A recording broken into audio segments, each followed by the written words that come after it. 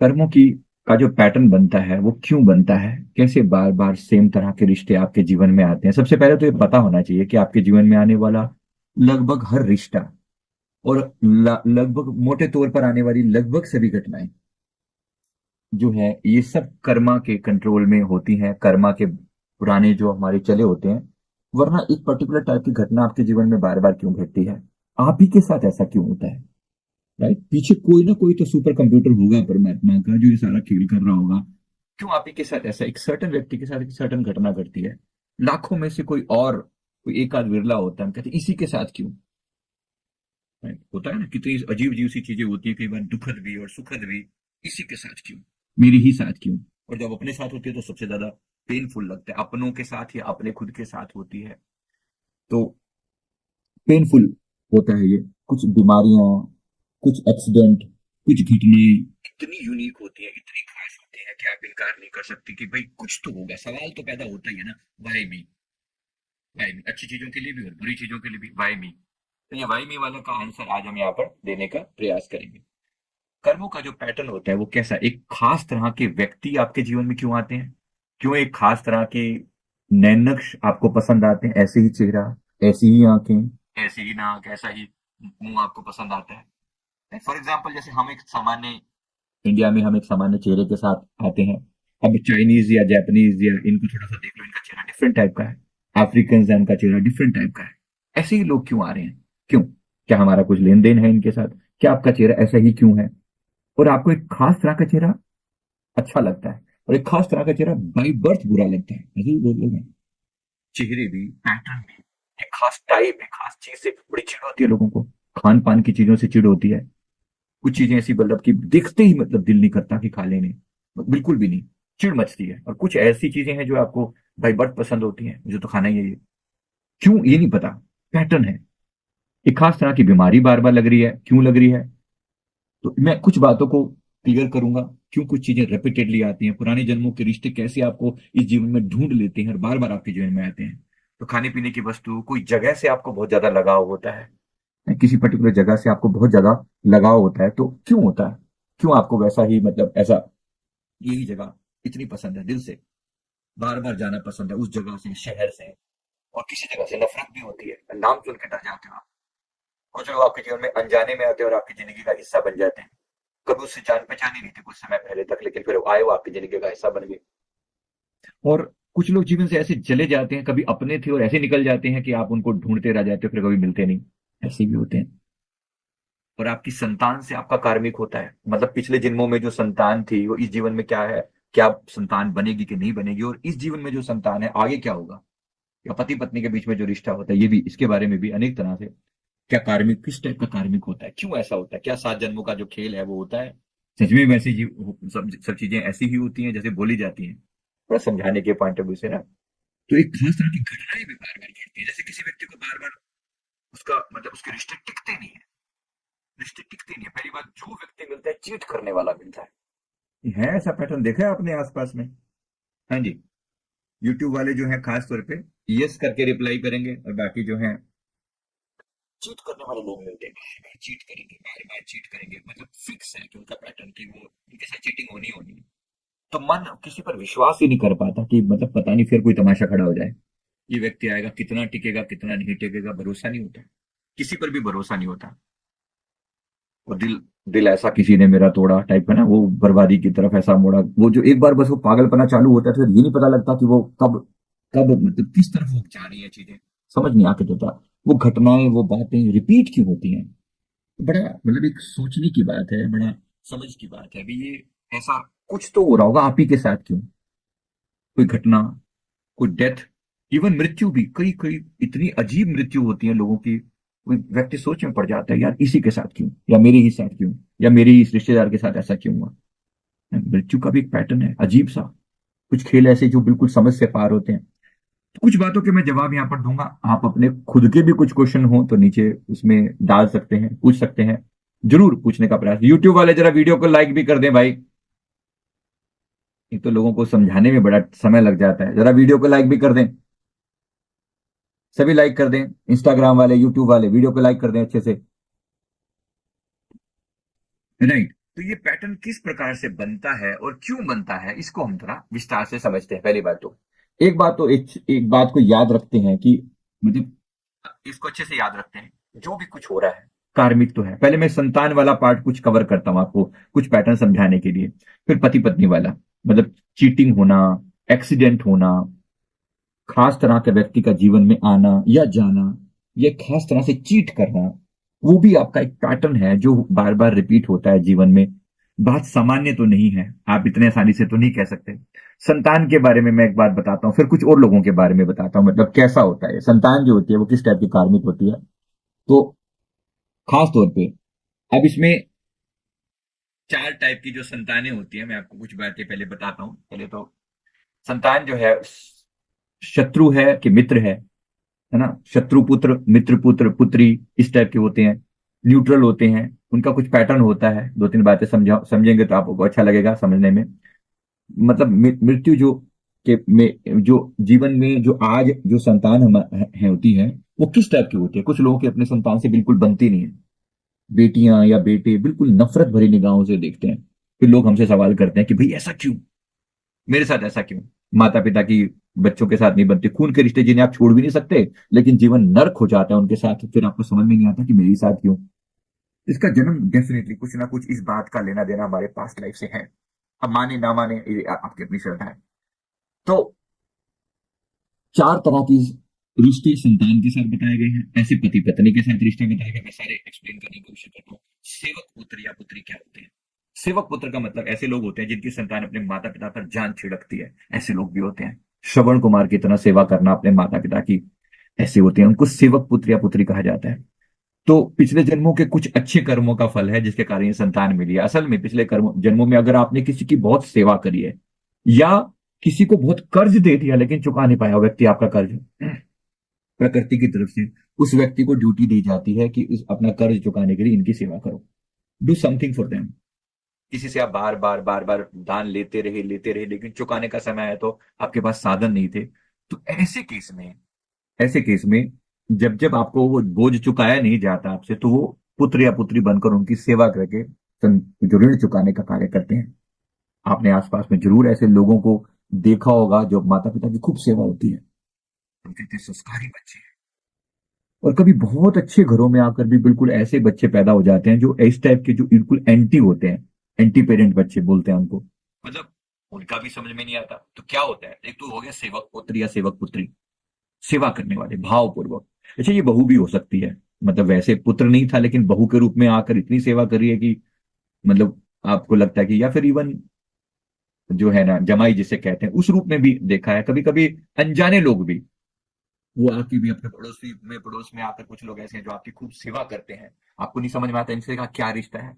Definitely आपने इनको कुछ ना कुछ कर्ज दिया था, कुछ ना कुछ आपने इनको एहसान किया था, जो ये इस जीवन में आपके जीवन में आते हैं और आपकी सेवा करते हैं। धन्यवाद जरूर दीजिए परमात्मा का, जिन्होंने ऐसे लोगों को आपके जीवन में भेजा है जो आपके जीवन को सुखद बनाते हैं। पर एट द सेम टाइम उनसे अटैच मत हो जाइए, वरना ये पैटर्न चलता रहेगा। जो व्यक्ति आपके साथ एक अकार्मिक अकाउंट क्लियर करने के लिए आया, मान लीजिए आपने उसको किसी जीवन में 10 लाख का कर्जा दिया था, एक उदाहरण दे रहा हूं सिर्फ बात कहने के लिए, उस समय ऐसे रहा हो कि नहीं रहा हो वो डिपेंड करता है। तो 10 लाख का कर्जा किसी को आपने दिया था किसी जीवन में, लेकिन वो चुका नहीं पाया। इस जीवन में जब तक वो 10 लाख का हिसाब किताब आपका पेंडिंग है, तब तक वो आपकी सेवा करेगा ही करेगा, करेगी ही करेगी, किसी ना किसी रूप में। तो एक समय के बाद जैसे ही वो टाइम पीरियड पूरा होगा, this person will go away from your life, ये आपके जीवन से निकल जाएगा, निकल जाएगी। फिर हम कहते हैं ऐसा क्या गलती हो गई। चाहे वो कोई भी क्यों ना हो, ये पति पत्नी के रूप में भी हो सकते हैं। पत्नी आती है सेवा करने वाली, लेकिन एक समय के बाद छोड़ के चली जाती है। पति होता है प्यार करने वाला, केयर करने वाला, समझ वाला। बच्चे हो सकते हैं, कोई व्यक्ति केयरिंग आसपास में किसी रूप में भी हो सकते हैं। अब ये रिश्ता कैसा होगा, ये भी बहुत सारी बातें कार्मिक पर डिपेंड करती हैं कि वो व्यक्ति आपके जीवन में किस रूप में आएगा। ऐसे टीचर भी होते हैं, ऐसे गुरु भी होते हैं जो गुरु टाइप की हस्ती में होते हैं, जो आपके जीवन को कुछ सिखाने के लिए आते हैं। मैं उसके ऊपर भी कवर कवर करता हूँ। पहले तो ये पुत्र वाला जो रिश्ता है ना, इसको कवर करना समझना जरूरी है। तो सेवक पुत्र या पुत्री के रूप में आना, हम वैसे पुत्र की बात करें लेकिन इसमें हम सारे रिश्तों को इंक्लूड करके चल रहे हैं। तो श्रवण कुमार टाइप का सेवक पुत्र, इसके अलावा जो जो हमने ऋण वाली बात करी, ऋणानुबंध कहते हैं जिसको। ऋणानुबंध का मतलब लेन देन, पैसे का, ऋण का लेन देन किसी भी तरह से। किसी ने पिछले जीवन में किसी का धन दबा लिया हो या फिर कर्जा लेकर उसे जानबूझकर ना चुकाया हो, ऐसे लोगों के घर वो व्यक्ति जिसने कर्ज नहीं चुकाया है संतान के रूप में पैदा होता है और माता पिता के खर्चे का कारण बनता है। ऐसे भी उल्टा भी है, जो व्यक्ति आपके जीवन में आएगा और आपका पैसा जो है वो बर्बाद करवाएगा, खराब करवाएगा। वो पुत्र के रूप में हो सकता है, पुत्री के रूप में हो सकता है, बहू के रूप में हो सकता है, हो सकती है, एनीथिंग। मैंने कहा ना, रिश्ते कोई भी हो, ये कहने का एक उदाहरण पेश कर रहा हूं, लेकिन सारा खेल इस ऋणानुबंध का है। क्या आपने ऐसे जीवन में लोग देखे हैं जिनके साथ इसी टाइप का रिश्ता रहा हो, जिसने खर्चा करवाया हो, बस किसी तरीके से इसके ऊपर खर्चा होता जा रहा है। बड़ा खतरनाक होता है, बड़ा खतरनाक होता है। एक स्टोरी छोटी सी बताता हूँ, ये वैसे तो घटी हुई घटना है लेकिन उसको स्टोरी के रूप में बता रहा हूँ तो शायद समझना आसान होगा। एक सेठ के यहाँ पर एक बेटा पैदा हुआ और बचपन से ही वो बेटा जो है बीमार, मतलब एक सेठ के यहाँ बेटा पैदा हुआ, बेटे के रूप में वो बीमार। तो ये स्टोरी इंपॉर्टेंट है, समझनी जरूरी है, ताकि आपके बहुत सारे प्रश्नों के उत्तर आपको इसमें मिल जाएंगे। तो वो जो वीडियो को लाइक कर दें थोड़ा सा, सभी से मेरा निवेदन है। जो ये यूट्यूब वाले हैं तो ये तो जरूर लाइक कर दें, और जो यहाँ भी बैठे हैं वो जरा यूट्यूब पे थोड़ा सा लाइक कर देंगे, इंस्टाग्राम पे लाइक कर देंगे तो ज्यादा अच्छा रहेगा। तो सेठ के यहाँ पर एक बेटा पैदा हुआ, उस बेटे को के ऊपर खूब पैसा खर्चा हुआ बचपन से ही, मतलब उसकी बीमारियां, वो बीमार ही रहा, इधर से उधर से उधर से उधर से उसकी गई। उसके बाद जो है एक सर्टेन टाइम आया कि उसकी जो है शादी कर दी गई। शादी मतलब वो बड़ा हो गया, शादी उससे पहले बहुत सारे खर्चे हुए, बहुत सारे बार बार बीमार होता रहा। फिर एक सर्टेन टाइम के बाद पढ़ाई लिखाई पे खर्चा हुआ, उसके बाद शादी कर दी गई। शादी के बाद जो है पत्नी जब घर में आई तो उसके कुछ ही दिनों के बाद वो बच्चा बीमार हो गया, और बीमार हो गया, पहले भी बीमारी था और बीमार हो गया। अब बीमार हो गया तो उसके बाद फिर उसके ऊपर बहुत खर्चा किया गया, तभी भी वो मतलब उसका ठीक होने का कोई नाम निशान नहीं था। और उसके बाद कुछ समय के बाद जो है वो मतलब लास्ट में किसी ने बिल्कुल ऐसे, जैसे होता है ना, निराश हो जाता है इंसान हर तरह से। तो किसी ने किसी मौलवी का बोला कि फलाने गांव में एक मौलवी है, वो 1 रुपया लेता है और ऐसे करके वो इलाज करते हैं, सिर्फ नाम के लिए वो पैसा लेता है लेकिन इलाज करता है। तो उसको बुलाया गया। अब वो जैसे उसने आकर वो इलाज किया, झाड़ा फूक करी, स्नेह करके उसको दिया उसके पिता ने, और उसके बाद वो चला गया। तो ये जो लड़का था, ये जो मतलब डेथ बेड की तरफ ऐसे लेटा हुआ था, एकदम से जोर जोर से हंसने लगा। तो जो सेठ था, जो का पिता था, उसने सवाल पूछा, भी क्या हो गया तेरे को, तू इतना इतना क्या हो गया, आर यू ओके, तुम्हारी तबीयत ठीक है क्या? उसने कहा कुछ याद आया, कुछ याद आया पिताजी, सेठ जी याद आया कुछ? मेरा तो कहता है मेरा हिसाब पूरा आपके साथ, अब आज ये 1 रुपया बचा हुआ था, बस हिसाब पूरा, मैं चलता हूँ। कहाँ चलता हूँ, कौन हो तुम? तो उसने याद दिलाया, याद दिलाया, ये मेरे संत जी हमारे हमें स्टोरी के रूप में सुनाया करते थे। मैंने फिर कार्मिक, तो अब तो दुनिया भर के कार्मिक देखे हैं लोगों के, लगभग 25,000 से ज्यादा लोगों का हमने पास्ट देखा। जब पीछे जा जाके देखते हैं ना, तो ऐसी ऐसी स्टोरीज निकल निकल के आती हैं। आपको भी कहीं ना कहीं जरूर अपने पास्ट में जाके कुछ ना कुछ, मतलब अगर आपको कोई समस्या है तो, नहीं है तो मैं किसी को रिकमेंड नहीं करता कि पास्ट देखो, बिल्कुल भी नहीं। लेकिन फिर भी एलपीआई करके एक चीज होती है, एलपीआई में होता है कि एक एक पास्ट नहीं देख रहा हूं, मैं ही नहीं देख रहा हूं, मैं अपनी जर्नी देखना चाहता हूं, मैं हूं कौन। उसको हम एलपीआई बोलते हैं, लाइफ पर्पस इंक्वायरी। मतलब उसमें हम जर्नी बताते हैं, 10 20 30 40 जन्म एक साथ पिछले, उनका कंक्लूजन क्या था, क्यों मैं ऐसा हूं जैसा मैं आज हूं, अच्छा क्या बुरा क्या, क्या किया मैंने पिछले, एक पैटर्न क्या रहा है मेरे लाइफ का। इस पैटर्न को समझने के लिए एलपीआई बनाया गया है। ये सर्विस है, ऑफिस के नंबर पे कॉल करके आप पूछ सकते हो, कभी इच्छा हो तो करना, नहीं तो ठीक है, कोई बात नहीं। बात को समझाने की मैं कोशिश कर रहा हूं, मैं जो अभी एग्जाम्पल बता रहा हूं। अब ठीक है, उस समय ये जो बात की जा रही है, हमारे संतों ने स्टोरी बताई थी, तो उसमें उसने कहा, उस इस लड़के, ये जो लड़का था, इसने कहा कि आप याद कीजिए, इसी जीवन की बात है ये, इसी जीवन की एक घटना है।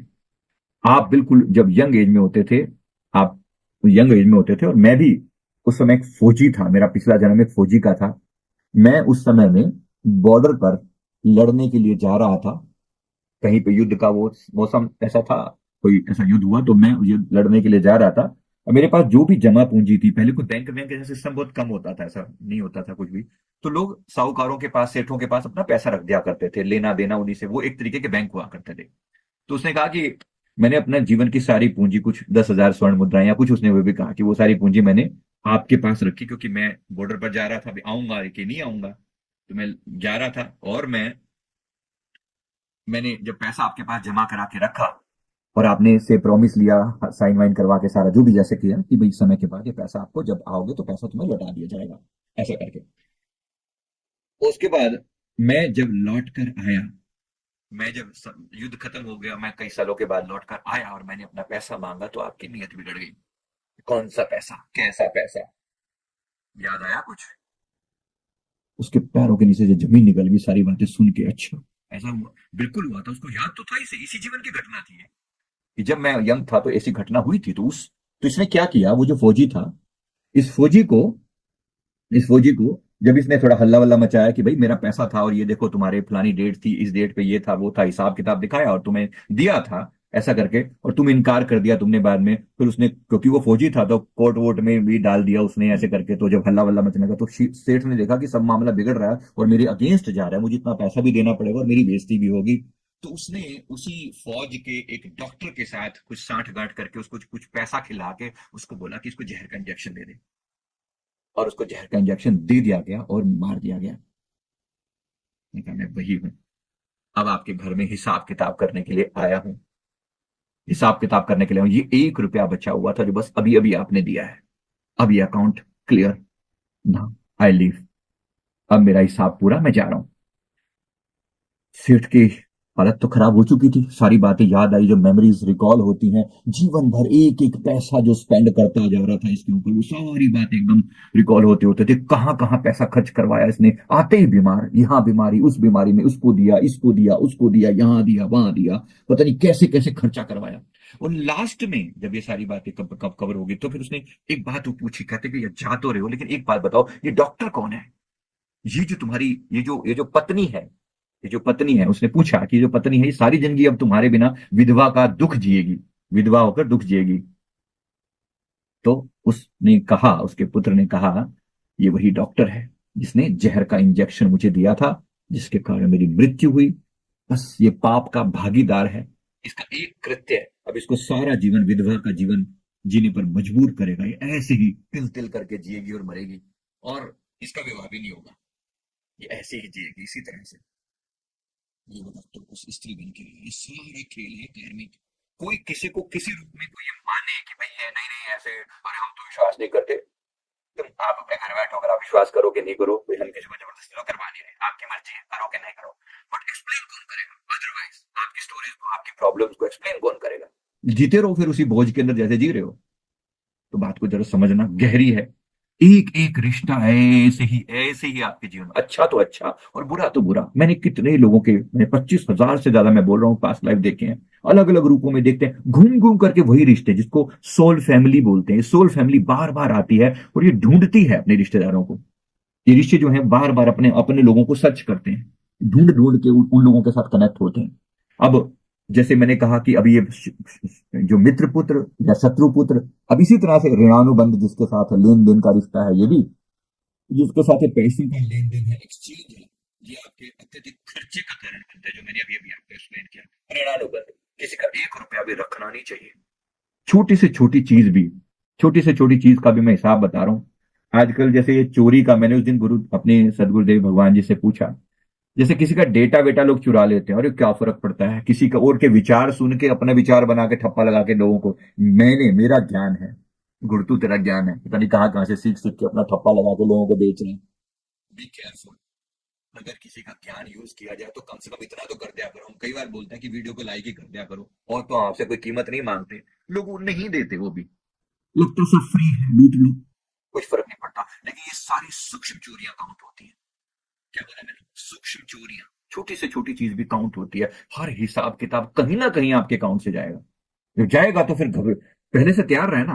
कुछ छोटे से छोटा हिसाब किताब में गड़बड़ी करते हुए भी अगर कुछ रह गया तो एक एक चीज का हिसाब देना होगा, फिर उसके लिए पहले से तैयार रहना। क्योंकि जब घटना घटेगी ना, फिर आप, हे भगवान मेरे ही साथ ऐसा क्यों हुआ, मेरे ही साथ ऐसा क्यों हुआ।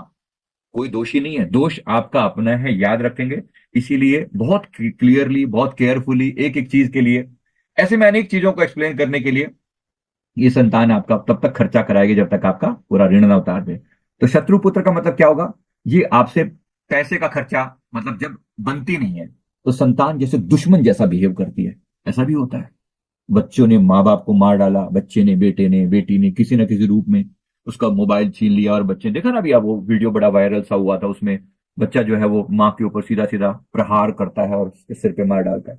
पता नहीं वो फेक था कि नहीं था, मुझे नहीं पता कितना सच है वो झूठ है, लेकिन वो बिल्कुल एकदम लाइव वीडियो दिखता है कि वो एक सिर्फ मोबाइल छीनने की वजह से अपनी माँ को मार डालता है। वो बैट से प्रहार करता है, मार डालता है। तो वो भी कुछ दिन पहले का ही वीडियो है, तो बड़ा खतरनाक सा दिखती है बात। का मतलब क्या है कि इस तरह इतना जो है वो शत्रुपुत्र जिसे बोलते हैं ना, शत्रुपुत्र, वो ऐसा ही शत्रुपुत्र। मैंने पास्ट का एक किस्सा मेरे पास आया था। मतलब बाप बेटा दोनों मेरे सामने बैठे हैं और मेरे से पूछते हैं कि हमारी ना आपस में बहुत बुरी तरह से टसल रहती है, मतलब एक दूसरे के प्रति एंटी रहते हैं। बाप और मतलब मेरे सामने बैठे हैं, काउंसलिंग करने के लिए आए, और बात करते करते मतलब अरे तो मतलब ऐसे गुस्सा एक दूसरे के प्रति, वही बैठे बैठे ही मारने मराने के लिए तैयार थे।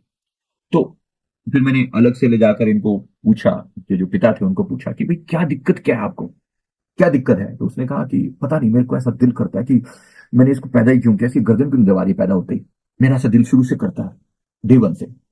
और ऐसे ही वो बेटी को मैंने जब अलग से काउंसलिंग करी तो उसने भी कहा कि पता नहीं जी, कहने को तो ये मेरे पिता हैं, लेकिन मेरी फूटी आंख नहीं सुहाते, बिल्कुल ऐसा लगता है कि बस मार डालो इनको, मेरे पास कुछ हथियार हो तो मार डालो। क्यों मार डालो, ऐसी क्या दुश्मनी है, क्या दुश्मनी है।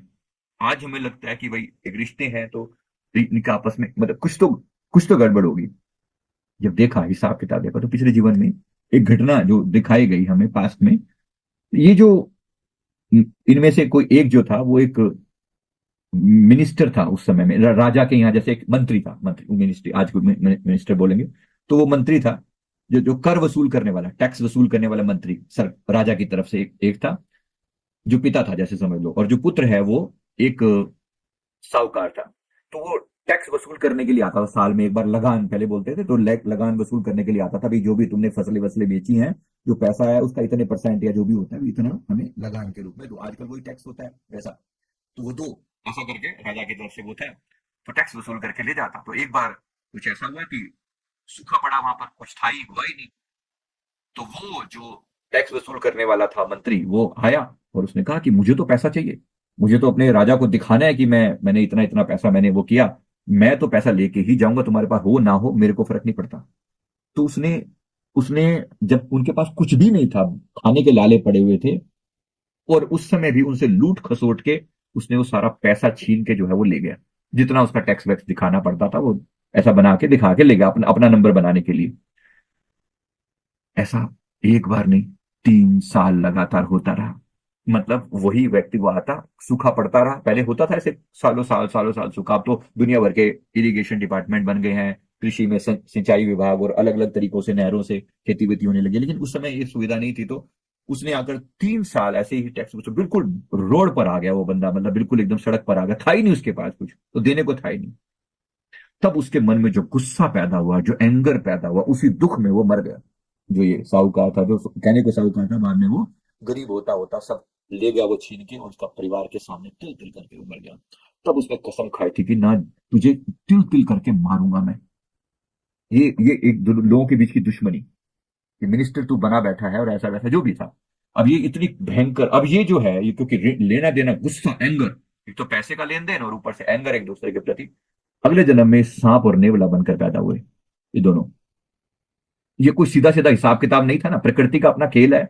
तुम इतने एंगर के साथ जब जियोगे, अब एंग्री जो या तो होगा, अब ये तो लाइन मतलब एंग्री जो एनिमल, जिसकी टेंडेंसी एनिमल, अब ये कुछ लोग जैसे बीके वाले की कहते हैं कि नहीं नहीं, ये तो एक बार जो इंसान बन गया वो कभी पशु नहीं बन सकता। नहीं, ऐसा नहीं है, मेरी ये अंडरस्टैंडिंग है। जितना मैंने देखा है, मैंने लोगों को पशु बनते हुए देखा है। कोई पशु तुल्य कार्य करे तो पशु योनि में ही जाकर वो चीज पूरी हो सकती है, पशु तुल्य कार्य करे।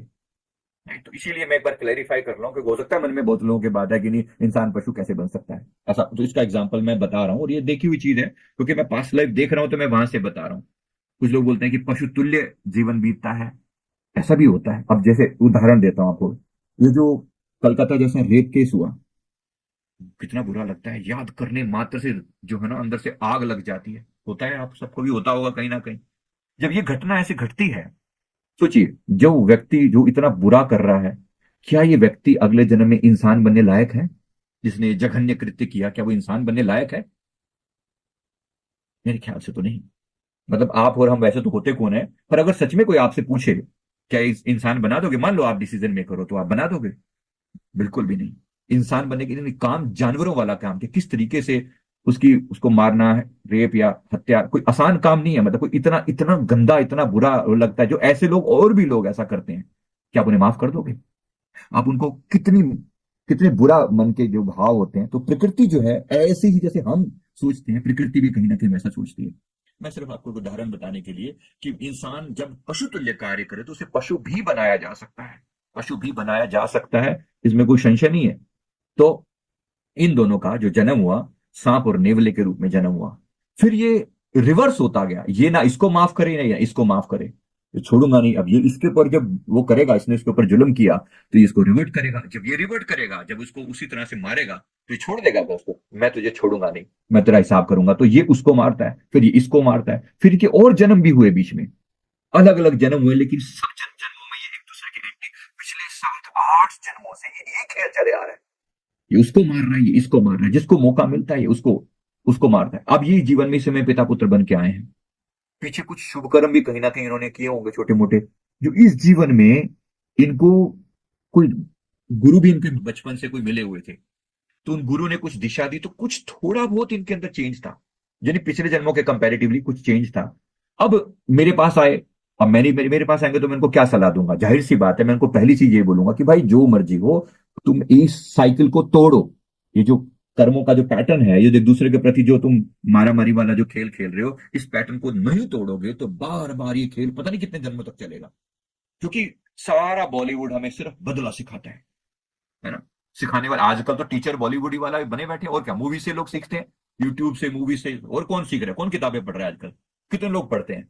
कितनी उत्तम से उत्तम किताबें उपलब्ध हैं, लेकिन लोग वो पढ़ने के बजाय मूवीज में, अब तो इन्हीं से ही लर्निंग ले रहे हैं लोग। यूट्यूब को लर्निंग का मीडियम बना रखा है। कौन कितना सच बोल रहा है, कितना झूठ बोल रहा है, कितना ऑथेंटिक है, कितना नहीं है, आप नहीं जानते। तो इसी ये खेल जो है ना, जब हम ऐसे लर्निंग ले रहे हैं, तो मैं कहने का अर्थ ये है, अब ऑथेंटिक लर्निंग नहीं है आपके पास, जो भी लर्निंग है, तो अब ऐसे लोग जब सिखाएंगे तो बदला ही सिखाएंगे ना। इनकी खुद की जो इंटेलेक्चुअल लेवल है, इनकी बुद्धि का जो स्तर है, इतना छोटा है। ये बस एक ही चीज जानते हैं, बदले के ऊपर पता नहीं। मैंने उस दिन बस ऐसे सर्च कर रहा था कि बदले के ऊपर कितनी मूवीज बनी होंगी।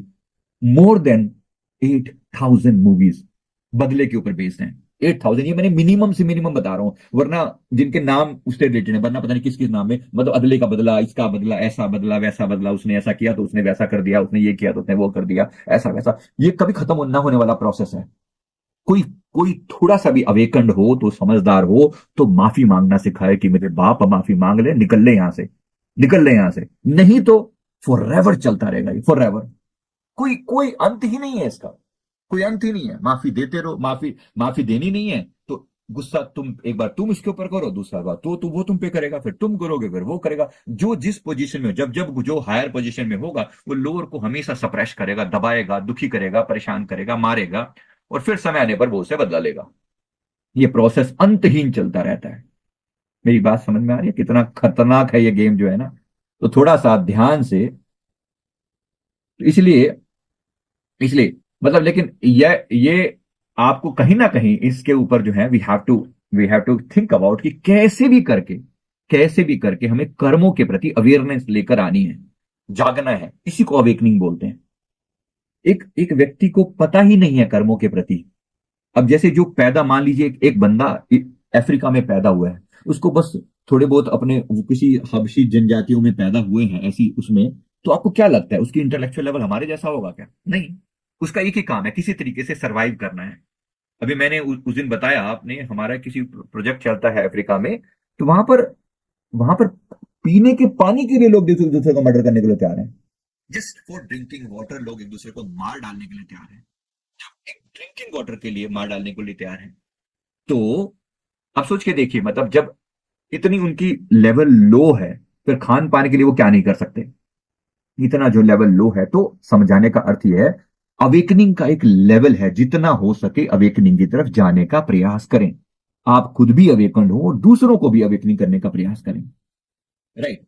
इसके अलावा इसके अलावा एक जो मैंने उदाहरण दे रहा था, मैं अभी बच्चों के को जो उदाहरण दे रहा था, उसमें एक जो बच्चे होते हैं उदासीन पुत्र या उदासीन पुत्री। उदासीन कौन होते हैं? न्यूट्रल। ना तो प्रेम करती है ना उनके खिलाफ कुछ बोलते हैं, ये अपने आप में खोए रहते हैं। ये अपने आप में खोए रहते हैं, इनका कोई लेना देना नहीं है। वो आपके घर में पैदा तो हो गए, लेकिन they are connected to some other world. ये कौन होते हैं? इनका मैं थोड़ा सा ऐसा उदाहरण बताता हूँ, जिनका माता पिता से कोई खास लगाव नहीं होता, ना के बराबर। कुछ योगी, मतलब जो एक्चुअली घर छोड़कर भाग गए, योग साधना में लग गए, लेकिन कुछ उनका काम अधूरा रह गया। वो साधना पूरी नहीं हो पाई किसी कारण से, या मन में संसार के प्रति कुछ आसक्ति जाग गई। क्योंकि जब आप किसी चीज को छोड़ के भाग जाते हो, वो चीज आपको अट्रैक्ट करती है। वो चीज आपको अट्रैक्ट करती है। मैंने अनेक लोगों के पास में ऐसा देखा है कि वो सन्यासी बन गए, घर छोड़ छुड़ा के भाग गए, और फिर वहां जाकर फिर उनके मन में संसार के प्रति आसक्ति पैदा हुई। जब वो संसार से दूर रहने लगे, तो संसार की जो चीज भी आपसे दूर है वो अट्रैक्ट करेगी। जो चीज आपको नहीं मिली वो आपको खींचेगी। जो अवेलेबल है उसके प्रति मन में जो है वो वैराग्य पैदा हो जाएगा। इसीलिए घर छोड़ के भागना एक, मतलब बहुत ही, वो उचित नहीं है मेरे हिसाब से, कभी भी उचित नहीं है। अभी भी बहुत से लोग मेरे से बोलते हैं कि ऐसा दिल करता छोड़ छोड़ छुड़ा के भाग जाऊं। तो भाग जाओगे, ये भी तुमने पिछले जन्म में भी ऐसा ही किया था, उससे पिछले जन्म में भी ऐसा किया था, उससे पिछले जन्म में भी ऐसा किया था। ये पैटर्न अनेक जन्मों का यही है। तुम घर छोड़ के भाग के जाओगे कहां? फिर खान पान के लिए कहीं ना कहीं किसी आश्रम में शरण लोगे, या कोई कहीं ना कहीं समाज के ऊपर बोझ बन के डिपेंडेंट होके खाओगे ना कहीं ना कहीं से। उस जो समाज से तुम लेकर खाओगे उसका बोझ कौन चुकाएगा? You have to come back again to serve here. तो समाज का आपके ऊपर एक बोझ है। समाज का आपके ऊपर एक बोझ है, देश का आपके ऊपर एक बोझ है, प्रकृति का आपके ऊपर एक कर्ज है। वो कर्ज हमें चुकाना है। ये बहुत सारे ऐसे कर्ज हैं जो हमें चुका के जाने हैं। अगर मुक्ति चाहिए तो प्रत्येक कर्म को न्यूट्रलाइज करना पड़ेगा। प्रत्येक कर्म को, अब जो जीवन बिताया जाए सोच समझ के साथ बिताया जाए। अब जो जीवन बिताया जाए वो क्लैरिटी के साथ बिताया जाए, वो समझ के साथ बिताया जाए, और वैसी गलतियां रिपीट ना की जाएं जो पहले हम करते आए हैं। तो खास तौर पे संतान के प्रति बी केयरफुल। अब जितना केयर कर सकते हो प्यार से करो, लेकिन जितना हो सके, मतलब केयर करनी है अटैचमेंट के बिना। अगर अटैचमेंट रखी, यही संतान बार बार आएगी, बार बार आएगी। जरूरी नहीं कि ये मिलेगा आप हर बार सेम अवस्था ही होगी। एक पैकेज होता है, पैकेज अच्छा है तो उसके साथ बुरा भी है, अच्छा है तो बुरा भी है। जरूरी थोड़ी है कि हर बार आप ही के फेवर में सारी चीजें घटित होंगी, बिल्कुल भी जरूरी नहीं। वही पत्नी कभी सुख देने वाली भी हो सकती है, और वही पत्नी दुख देने वाली भी हो जाती है। घटनाएं पॉजिटिव भी हो सकती है, नेगेटिव भी हो सकती हैं, कौन जाने। जब आप किसी चीज की मांग करते हो तो उसके सारे एस्पेक्ट, मतलब एक सिक्का है तो सिक्के का फ्रंट भी है, उसकी बैक साइड भी है, राइट। तो इसी प्रकार से जीवन में जिन लोगों के साथ, जो लोग आपके जीवन में आते हैं, वो कुछ अच्छा लेकर आते हैं तो बुरा भी लेकर आते हैं। तो एक पैकेज डील की तरह से होती है। बात क्या होनी चाहिए, ये तमाशे का अंत हो या ना हो, अब ये आप पर डिपेंड करता है। आप इससे मुक्ति चाहते हैं या आप बार बार इसी खेल में फिर से इन्वॉल्व होना चाहते हैं, ये अब आप पर डिपेंड करता है कितना आप इससे बाहर आना चाहते हैं। If you want to you stay there forever, it's your wish. आप बार बार सारा जीवन एक ही तमाशा करते रहिए, कोई अंत नहीं है इसका। और अगर आप चाहते हैं कि इसका अंत हो जाए, इसका अंत हो जाए, तो कहीं ना कहीं आपको इस जीवन को इतनी अवेकनिंग के साथ बिताना है, इतनी समझदारी के साथ बिताना है कि पुराने कर्मों को खत्म भी किया जाए और नए कर्म ना बनाए जाए। इसी का नाम है निष्काम कर्म करना। कि कर्मण्येवाधिकारस्ते मा फलेषु कदाचन, जो भगवान फरमाते हैं वो क्यों फरमा रहे हैं? इसका अर्थ क्या है? इसका अर्थ यह है कि मैं बच्चों की, अगर मैं पिता हूं तो मैं बच्चों की सेवा करूं, पर ये एक्सपेक्ट ना करूं कि ये अंत में मेरा साथ देंगे, इनको ऐसा साथ देना चाहिए। पत्नी या पति के प्रति अपना फर्ज निभाऊं, लेकिन ये एक्सपेक्ट, मेरी जितनी एक्सपेक्टेशन कम, उतना ज्यादा मेरा मन शांत रहेगा। मेरी बात क्लियर है, समझ में आ रही है? कितने लोगों ने अपने जीवन से एक्सपेक्टेशंस कम कर दी हैं? कम कर दी हैं अपने जीवन से उम्मीदें, लोगों से उम्मीदें कम कर दी हैं। जितनी उम्मीदें कम, उतने दुख कम, उतनी पीड़ाएं कम। आने वाले समय में वो उतना ज्यादा शांत रहेगा।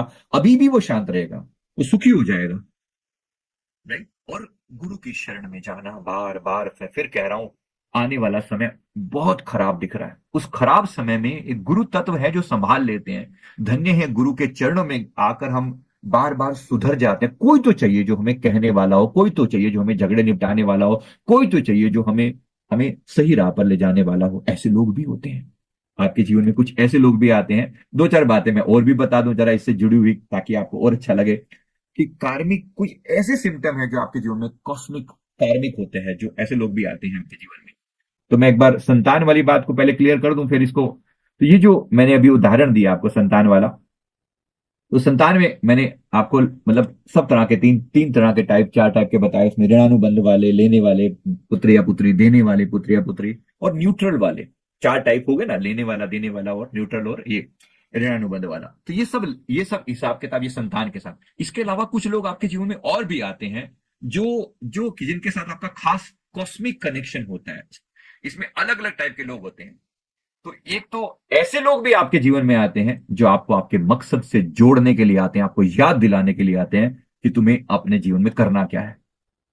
ऐसे लोग भी होते हैं जो आपको जिंदगी में आपके उद्देश्य को खोजने में, आपको अपने आप से रूबरू कराने के लिए आते हैं। ऐसे लोग भी होते हैं जिनके साथ आपका कॉस्मिक कनेक्शन होता है। और ये कमाल है, ये जो होता है, ये कॉस्मिक कनेक्शन जो होता है, ये बहुत गजब का होता है। क्या आपके जीवन में ऐसे लोग हैं जो आपको याद दिलाते हैं आपका मकसद क्या है जीवन का? अगर ऐसा है तो ये लोग भी आपका टाइम आपके जीवन में आपको याद दिलाने आते हैं कि सब कुछ जो है, आपका जीवन किस पर्पज के लिए बना है और आपको क्या करना है। ऐसे लोग ज्यादा समय तक आपके जीवन में टिकते नहीं है। And they will go as soon as they see you are awaken, आपका एक लेवल आ चुका है, दे विल लीव, आपके जीवन से निकल जाएंगे लोग। ऐसे लोग जीवन में आए तो कदर करना। कोई व्यक्ति अगर आपको आपका पर्पस समझाए तो कदर करना, समझना। सदा ये लोग साथ नहीं रहेंगे, क्योंकि ये परमात्मा से कुछ, इनका भी कॉन्ट्रैक्ट होता है परमात्मा से कि मुझे इतने लोगों को अवेकन करना है, जगाना है और काम करके लौटाना है। They are there. Swami Vivekananda ji 39 years की छोटी एज में अपना कार्य पूरा करके निकल लिए। तो सोचने की बात है, इतनी कम उम्र में कैसे? शंकराचार्य कितनी कम उम्र में, मेरे ख्याल से 33 ईयर उनकी एज थी जहां तक मुझे याद है। 33 ईयर की एज में सारा कार्य करके, इतने सारे ग्रंथ लिख के, और देह त्याग करके चले भी गए। सोचिए कितनी कितनी बड़ी चीज है ये, कोई मजाक नहीं है। इसका अर्थ क्या है? ऐसे लोग हैं जीवन में जो आपको आपके मकसद की पहचान कराने के लिए आते हैं।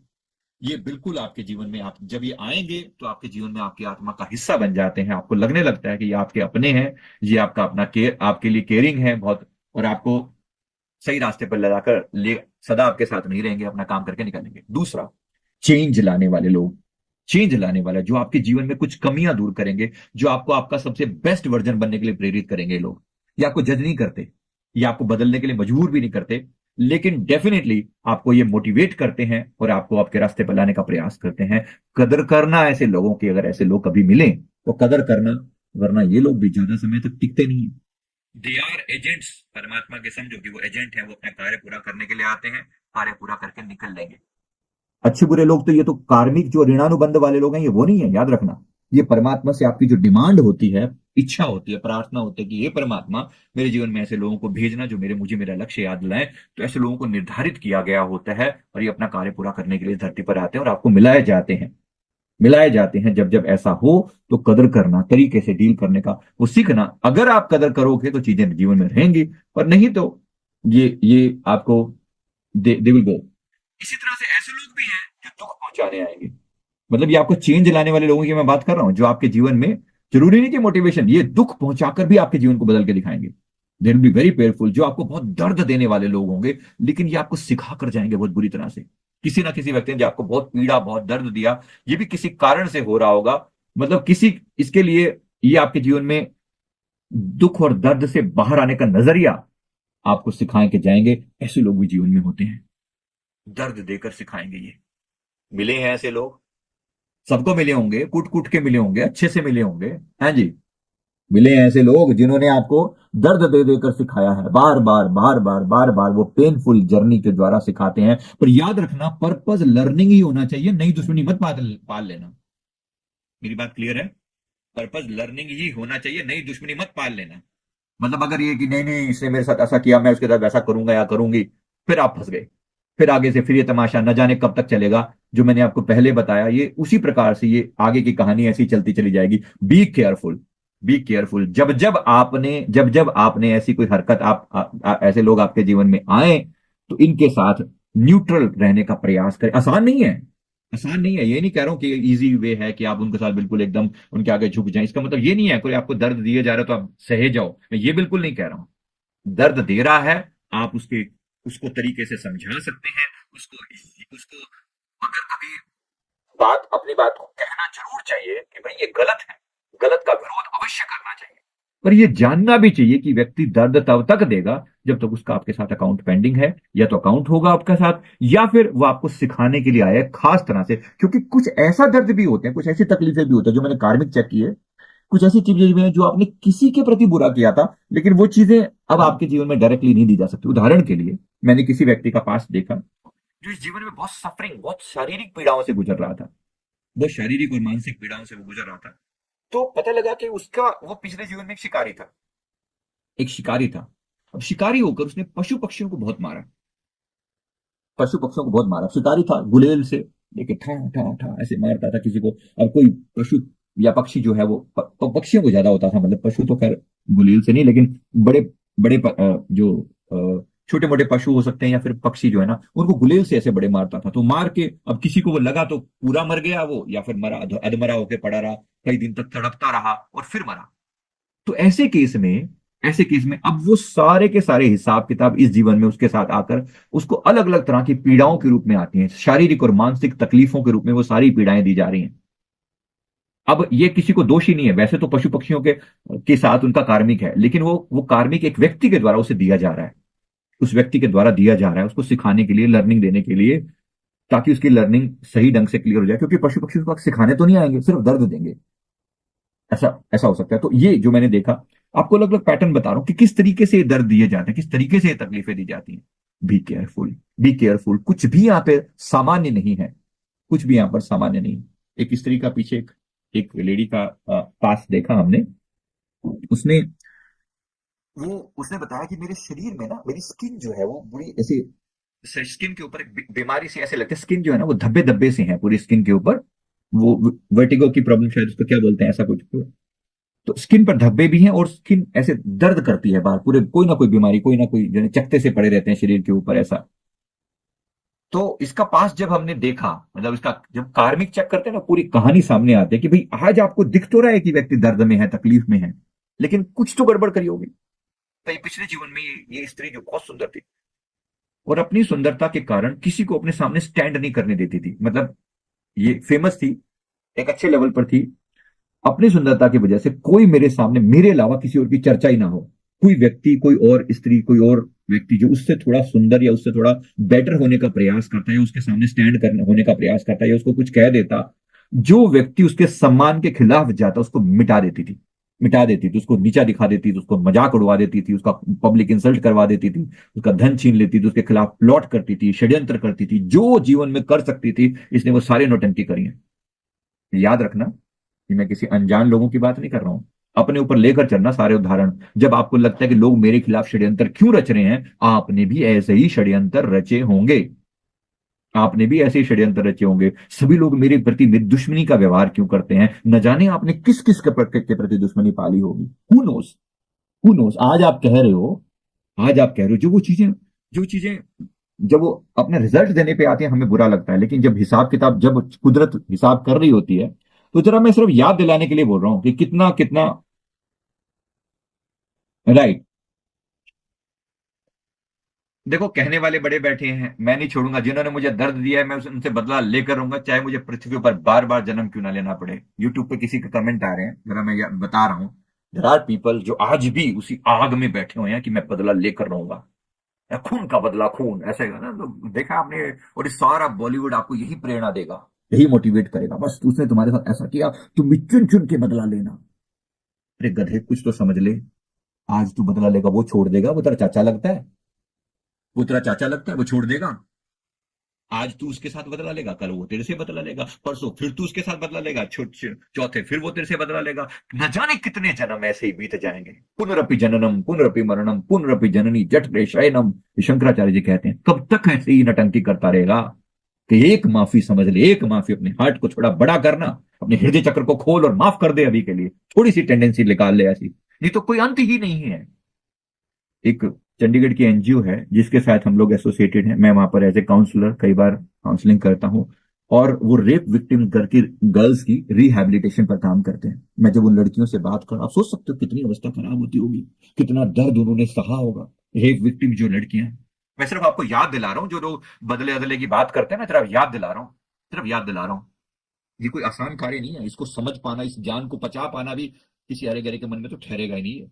शेरनी का दूध सोने के बर्तन में ठहरता है। बाकी बर्तन में डालो, बर्तन फट जाता है या दूध फट जाता है, कुछ ऐसा।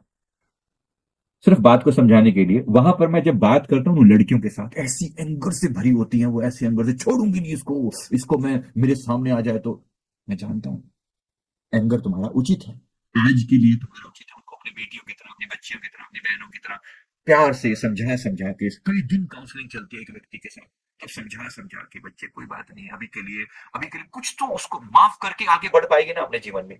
नहीं मैं बदला लूंगी, मैं ऐसा, रेवेंज से भरी होती है ये, क्योंकि सारा सिस्टम हमारा ऐसा है, रेवेंज के प्रति सिखा रहा है, बार बार मोटिवेट कर रहा है, बदला लो, अदले का बदला, अदले का बदला, ऐसा खून का बदला खून, और आग के बदले आग, और फलाना ढिमका, यही सिखाया जा रहा है बार बार बार बार। अच्छा कर लोगे तो क्या कर लोगे, तो उसने इस बार रेप किया, फिर अब लगता बुरा है, क्षमा चाहता हूँ शब्द इस्तेमाल करने पड़ रहे हैं, उसने रेप किया है, बिल्कुल बहुत बुरा है, जितना निंदा कर सको उतना बुरा है ये, जितना निंदनीय है।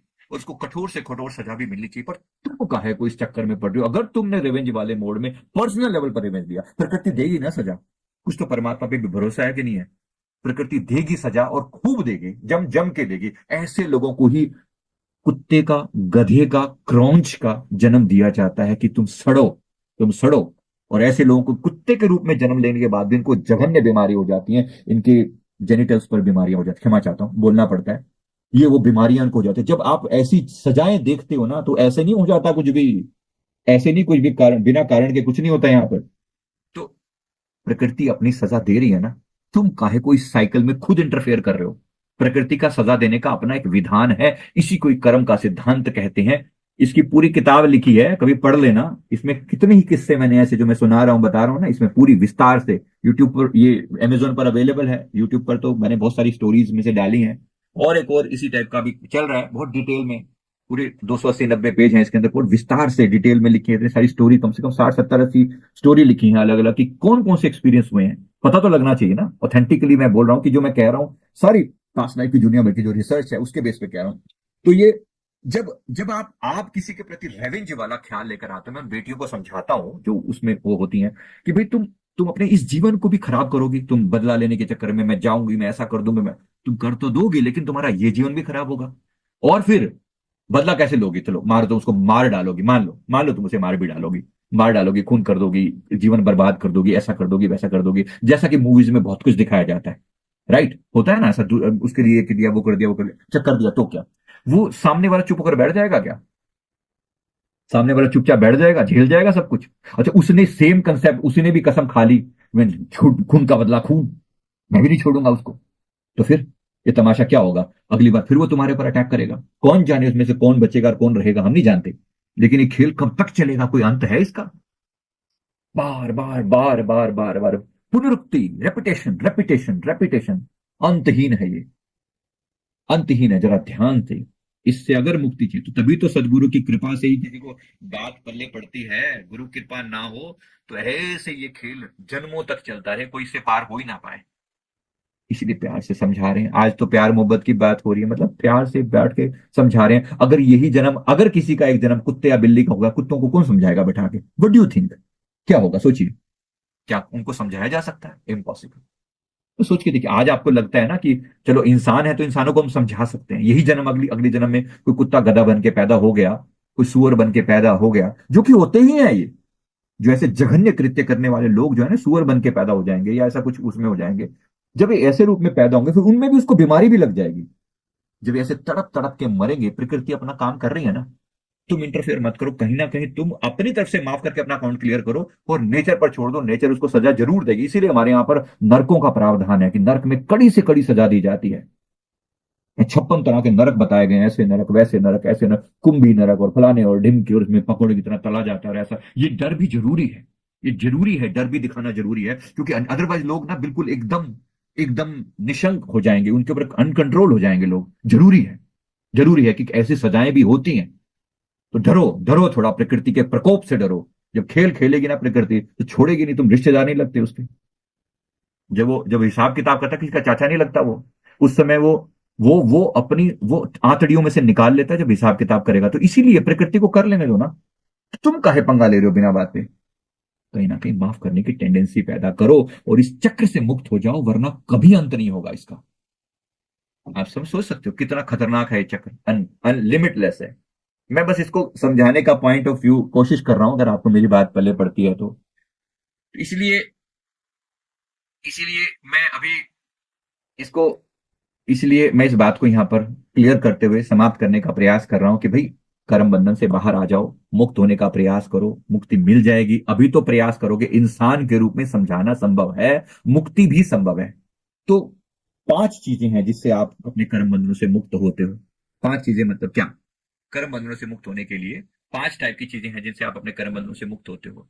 मेन जो पहली चीज है, सबसे पहले लर्निंग लेंगे। अगर आपने लर्निंग ले ली है तो समझो, आप इस जीवन में जो भी हरकतें कर रहे हो ना, ये ये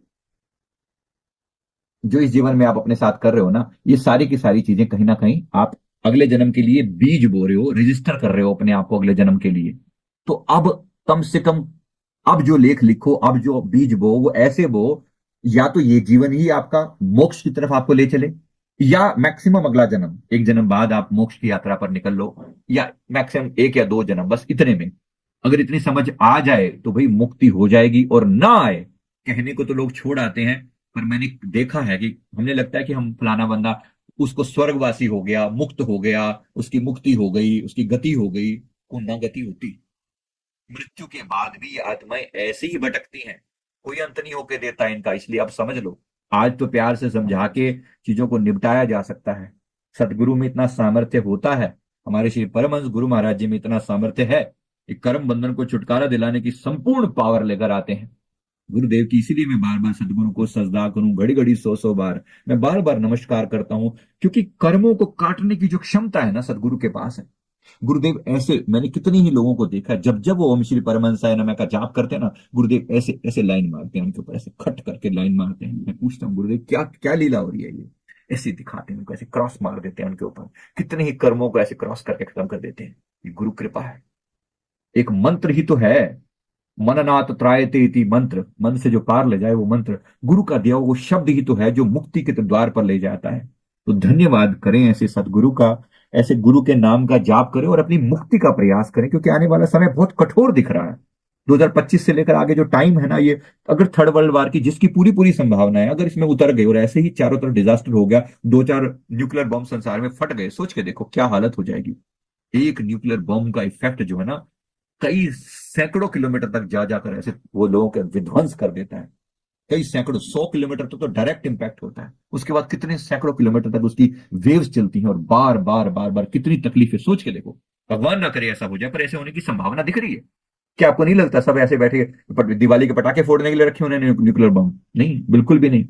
अगर ये जिसकी पूरी पूरी संभावना दिख रही है, हालांकि दिव्य शक्तियां इस डिजास्टर को टालने का प्रयास कर रही हैं, पर दिख नहीं रहा। अभी तक कोई ऐसा नहीं दिख रहा, क्योंकि कुछ लोग ऐसे जिनके सिर पर खून सवार है, या अपने पर्सनल स्वार्थ उनके इन्वॉल्व है, वो शांति होने नहीं देना चाहते वर्ल्ड के अंदर।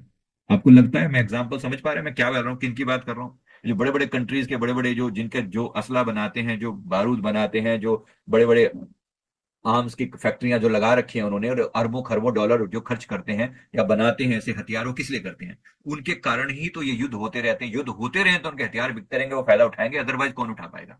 This is how they deal. ये इनका खेल है, और इस खेल को वो चलाते रहना चाहते हैं, और इन्हीं के कारण बिल्कुल एकदम युद्ध के कगार पर वर्ल्ड खड़ा हुआ है, और होने की पूरी पूरी संभावना है। अगर ऐसा होकर हम आप निबट लिए तो दिल दिल के आंसुओं में बह जाएंगे फिर तो।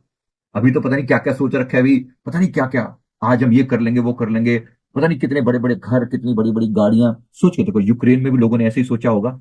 अरे हम जो चीज बना रहे हैं, मतलब घर, परमानेंट घर बने, ऐसा वैसा, हमारे यहाँ तो ये सोच के करते हैं, दादा खरीदे पोता भरते काइंड ऑफ, है ना। हमारे यहाँ तो ये चलता है कि हम बनाएंगे तो ये बिल्डिंगें, बड़ी बड़े महल, और ये बड़े बड़े घर, और बड़ी गाड़ियां, और बड़ा बैंक बैलेंस, और ये सब किस लिए? हमारी संतान के काम आएगा। अरे तुम ही ना बचोगे तो संतान का आएगी? किसकी संतान और कहां सी संतान, कौन बचेगा? जब ये न्यूक्लियर, अगर भगवान ना करे ऐसा हो गया, तो जिसकी पूरी संभावना है, भगवान ना करे, मैं अपनी तरफ से बोल रहा हूं, बाकी कोई ऐसा नहीं है कि प्रकृति का जो खेल चल रहा है और जो लोगों के मन की अवस्था है, किसको बदल लेंगे? परमात्मा किसी की फ्री विल में दखल नहीं देता। लोग कहते हैं भगवान रोक क्यों नहीं देते विनाश?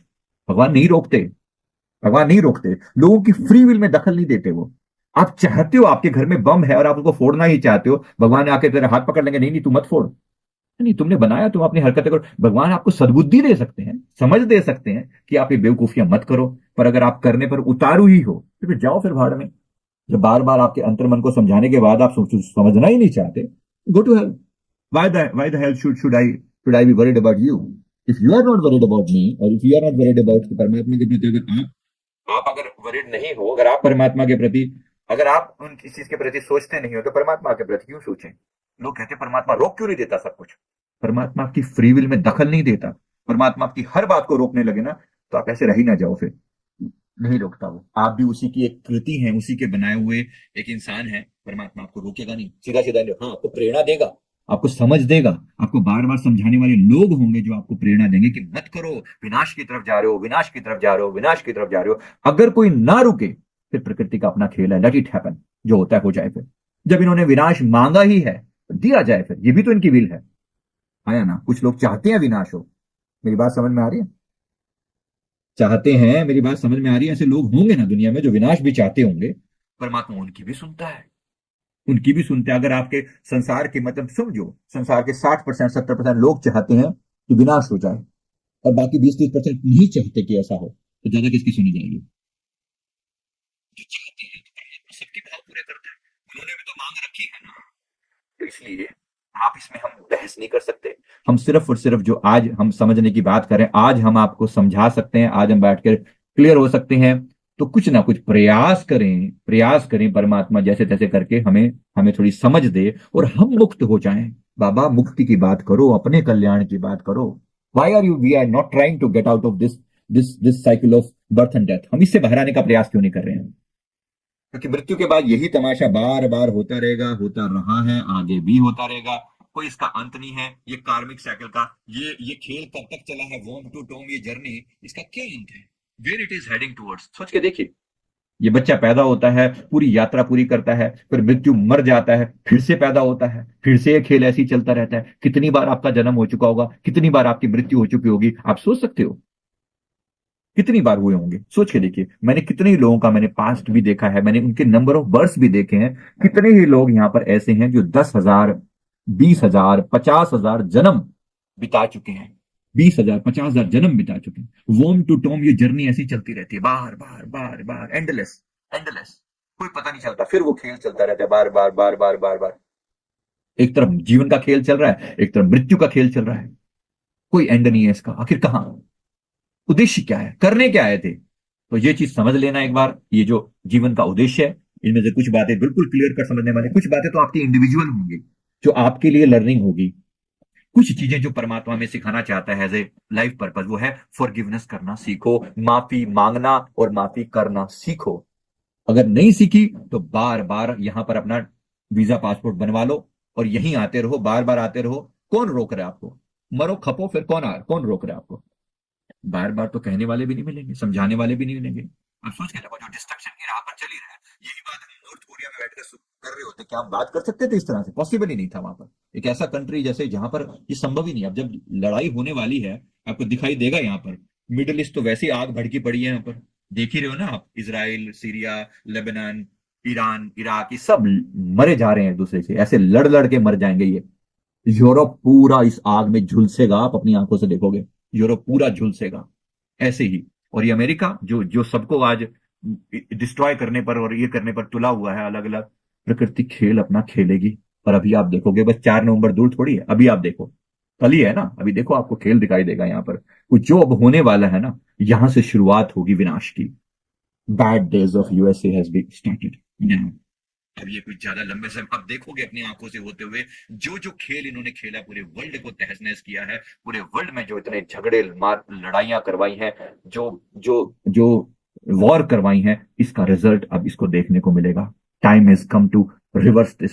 प्रकृति ऐसे पलटी मार के देती है, और देखोगे जो आज संसार का चीफ बना बैठा है, अपने आप को चौधरी बना बैठा है, खेल कैसे पलटेगा वो आप देखोगे अभी। तो यहाँ किसी को माफी नहीं है, माफी नहीं है, पूरे कंट्री के भी कर्म होते हैं बुरे। इसीलिए थोड़ा ध्यान से मुक्ति का प्रयास करो, मुक्ति का प्रयास करो, मुक्त हो जाओगे। माफी मांगो, माफी दो और निकलो। माफी मांगो, माफी दो और निकलो यहाँ से। मुक्ति का प्रयास करो, वरना एंडलेस है ये जर्नी। ये एक फॉरगिवनेस, इसको पकड़ लो डेली, माफी प्रार्थना, मन से, वचन से, कर्म से। जिसने मेरा दिल दुखाया है मैं उसको माफ करता हूं, और मैंने किसी का दिल दुखाया तो मैं अनकंडीशनल माफी मांगता हूं। बात खत्म। यहां से शुरुआत होती है पहली चीज। ये आपके हिसाब किताब को पूरा करने का, आपको मुक्ति दिलाने का पहला साधन है। फिर अहिंसा, मन से वचन से कर्म से आगे मैं किसी को दुख ना पहुंचाऊं, ये मेरी लर्निंग है। जिस व्यक्ति ने मन से दुख पहुंचाया उसको मन के दुख मिलेंगे, जिसने वचनों से दुख पहुंचाया उसकी वाणी में ताकत नहीं होगी, जिसने कर्मों से दुख पहुंचाया उसके साथ बुरे कर्म होंगे। इसी प्रकार सृष्टि में कुछ भी बुरा नहीं है, ये भी समझना। सब व्यक्ति अपना अपना फर्ज निभा रहे हैं, अपनी अपनी चीजों को ठीक करने के लिए आए हैं। निस्वार्थ प्रेम सीखना, सेल्फलेस लव, अनकंडीशनल लव सबके प्रति अपने मन में जनरेट करना, ये जीवन के कुछ मुख्य उद्देश्य हैं। अगर कोई व्यक्ति स्पिरिचुअली हाई हो रहा है तो इसके अंदर भी सारे गुण अपने आप आने लगेंगे। चेक करके देखो अपने अंदर हैं आपके अंदर, क्या आपने माफ कर दिया है अपने सभी लोगों को जो जिन्होंने आपके प्रति अपराध किए? How many of you? Yes करके जरा भेजना यूट्यूब वाले। हाँ जी, माफ कर दिया है अपने साथ किए हुए अपराधों के लिए? माफ कर दिया है या अभी पेंडिंग है हिसाब किताब? हाँ जी, माफ कर दिया है, माफिया मांग ली हैं, क्लियर कर दिया है, अकाउंट क्लियर है आपका? हाँ जी, तो याद रखें, अगर कर दिया है तो याद रखें, आप मुक्ति के लिए अपने आप को एंटाइटल करो। पहली कंडीशन ये है कि माफी करके अकाउंट क्लियर करके चलो। जब यहां से जाना होगा तो पहली चीज पूछी जाएगी, अकाउंट क्लियर है? ड्यूज, नो ड्यूज, आपके नाम पर कोई ड्यूज पेंडिंग तो नहीं है? किसी का कोई पर्सनल ग्रज आपके साथ पेंडिंग तो नहीं है? माफी, माफी, माफी, माफी, क्षमा, क्षमा, क्षमा, क्षमा। मेरे गुरु महाराज फरमाते हैं क्षमा दान महादान। ये बात बार बार कहो, ये सबसे ऊंचा दान है जो आप किसी को दे सकते हो। किसी ने आपके प्रति बुरा किया, क्षमा दान दे दो। ये भी एक दान है जो आप किसी को दे रहे हो। दे डालो, दे डालो, फ्री का है। दे डालो, कोई पैसे नहीं मांगे जा रहे, लेकिन दे डालो। माफी दे देना भी बहुत बड़ा दान है। और ऐसे ही जब आप किसी को माफ कर लेते हो तो परमात्मा आपको भी माफ कर देता है कि इसने इसको माफ कर दिया तो इसके गुनाह भी साथ में माफ कर दिए जाएं। तुम यहां माफ करो, वहां से तुम्हारे गुनाह भी माफ कर दिए जाएंगे।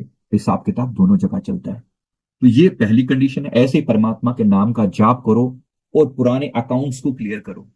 पता नहीं और हम क्या क्या गुनाह करके बैठे हुए हैं, और अगले जाने वाले जन्मों में कौन कौन से पापों का हिसाब अभी देना बाकी है। हु नोस, सुनो, इस जीवन में हमने कितनी गलतियां करी हैं। अगर एक एक गलती को आप सामने लेकर आओ ना, इसी जीवन के कर्मों का हिसाब नहीं दे सकते आप। आसान नहीं है ये, बहुत टफ है। Account clear, account clear. बार बार ये निवेदन किया जा रहा है, प्रार्थना की जा रही है, समझाया जा रहा है। कोशिश करें, कोशिश करें, उससे बाहर आने का प्रयास करें। राइट?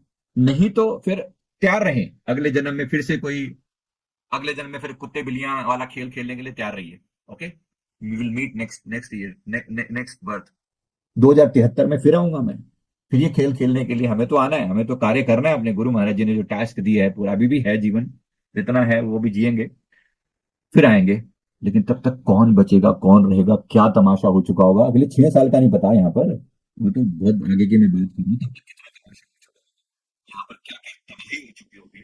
पूरे वर्ल्ड की पॉपुलेशन कितनी कम हो चुकी होगी, क्या रह जाएगा, कितने बचेंगे, कितने रहेंगे, कौन किस फॉर्म में मिलेगा अगली बार। जरूरी है इंसानी बन के मिलो, जरूरी है इंसानी बन के मिलो। उस दिन हम किसी जगह पर गए, वहां पर एक डॉगी, एक कुत्ता जो है वो दुम हिलाता हुआ वहां बैठा हुआ था। और विशेष रूप से उसकी एक आदत है कि वो महिला साधक वहां पर आती हैं तो उनके आगे पीछे वो ज्यादा घूमता रहता है। तो वहां के जो गुरुदेव थे उन्होंने जो बात कही, मैं आज भी मेरे दिमाग में वो लिखी हुई है। उन्होंने कहा, अरे ओ लामा, तू पिछले जन्म में भी यही तेरी हरकतें थी, इस जीवन में भी तेरी यही हरकतें हैं, सुधरा नहीं तू अब तक? गुरु हैं, जानते हैं अगला पिछला हिसाब किताब। जब कहते हैं तो फिर समझाते हैं कि पिछले जीवन में एक लामा था, ये बुद्धिस्ट लामा, सारा घर घर बार छोड़ के सारे जी उसमें गया, और फिर वहां जाकर भी स्त्रियों के पीछे जो है वो पड़ा रहा और उनके पीछे ऐसे ही घूमता था। इस जीवन में कुत्ता बना दिया गया है। परमात्मा के यहाँ पर किसी को माफी नहीं है, हिसाब किताब सबका है। कुत्ते की तरह वो जो वो घूमता है। आपको लगेगा तो बुरा, ये वर्ड सुनना भी बुरा लगता है। आज किसी को कुत्ता बोल दो कितना बुरा लगता है, सोच के देखो।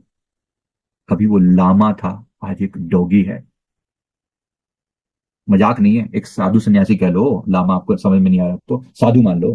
कभी एक साधु अगले जन्म में क्या बन गया है देखो। आज भी वो उस स्त्रियों के पीछे भागता फिरता है। आदतें नहीं गई, इसलिए अभी कुछ पैटर्न समझ लो, क्लियर कर लो, माफी दे दो, माफी मांग लो। अभी तो क्लियर हो जाएगा। अगली बार किसने देखा, क्या तमाशा हो, क्या ना हो, कौन क्या बनकर आए। इसलिए एक वार्निंग की तरह से लीजिए इस सत्संग को, इस बात को, इस कहानी को। समझ में आए तो ठीक, ना आए तो फिर अगली बार सही। एक ही कहानी को ना रिपीट मत किया करो। मुझे ये बात बहुत अजीब लगती है, कुछ लोग ये अपने क्वेश्चनों को इतना रिपीट करते करते करते करते करते करते, जो कंटेक्स्ट चल रहा है ना वो कंटेक्स्ट चलने दीजिए। जो बात चल रही है, जिस कर्मों के ऊपर बात करें तो कर्मों के ऊपर बात चलने दीजिए ना। उस टॉपिक को डाइवर्ट करने की कोशिश मत कीजिए। राइट, इसलिए जो टॉपिक चल रहा है टॉपिक से बात करेंगे तो ज्यादा अच्छा लगेगा। कर्मों के बारे में जो मैंने बताया है, मैं उम्मीद करता हूं कि आपने सभी ने बात को जरूर समझा होगा। थोड़ी सतर्कता भी आई होगी, थोड़ी अलर्टनेस भी आई होगी, शायद आप अवेकन हो, और शायद कुछ मुक्ति का द्वार भी खुला होगा। यही समय गुरु पाए में गोता लीजे खाए, गोता लीजे खाए नाम के सरवर माही अवधि जात नगी चांद दाऊं, फिर ऐसा नहीं एक बार याद दिला दूं। समस्त गुरु तत्व 2025 से जो विनाश काल चालू हो रहा है ना, इसके लिए तैयारी करी बैठा है, प्रयास किया जाता है कि हमारा ये धरती को के जो इतना बड़ा महाविनाश यहाँ होने वाला है, इसको जितना बचाया जा सके वो प्रयास करते हैं।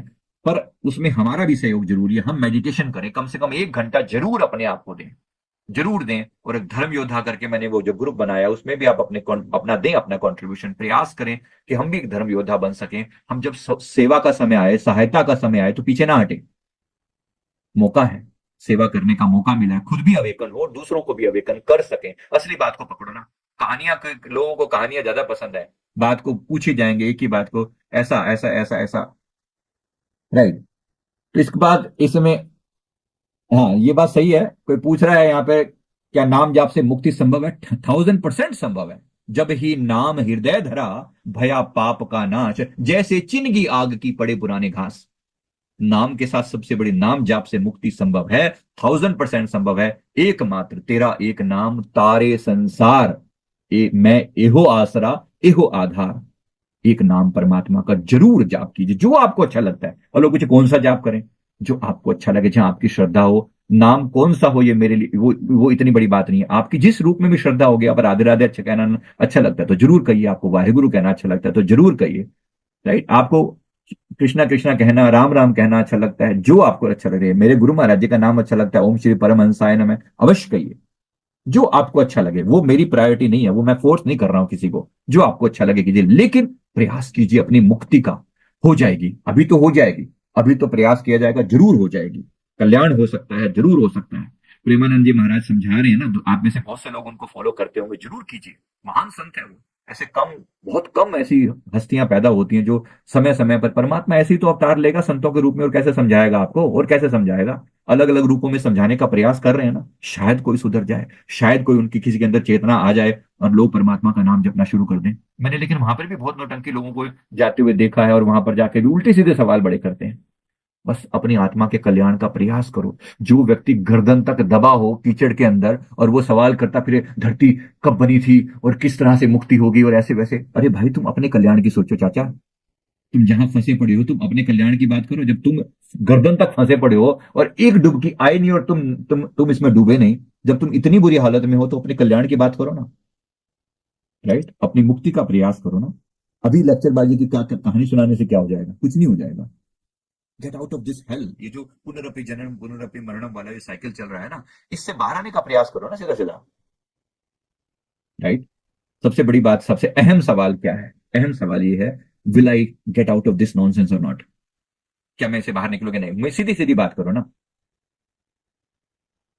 राइट। तो इसको, बात को समझिए और अपने कल्याण, कल्याण की बात करो। अब देखो, यूट्यूब वालों के सवाल देखा करो अजीब अजीब से, मुझे तो पैसा कमाने की टेंशन है, मुझे हिप्नोटाइज करना सीखना है। अरे चाचा सीख लियो। ये जो कंटेक्स्ट चल रहा है, बात मेरी भी सुनेगा कि नहीं सुनेगा? अब जो बात अभी चल रही है ना, अभी भी सुनोगे कि नहीं सुनोगे? अभी अपनी अपनी राम कहानी बीच में, बात कुछ और हो रही है, कुछ और, कहीं का कहीं, कहीं का कहीं, कुछ भी पूछ डालो कुछ भी। थोड़ा, जिस टॉपिक पर बात हो रही है वो सबसे इंपॉर्टेंट है। रहोगे ही नहीं यहां पर तो चाचा करोगे क्या बताओ? कहां मरोगे बताओ? जब हो गई नहीं तुम, फिर किसके साथ कहानियां सुनते फिरोगे? किसकी कहानियां सुनते फिरोगे? क्या सीखोगे, क्या सिखाओगे? तुम बचोगे ही नहीं तो फिर क्या?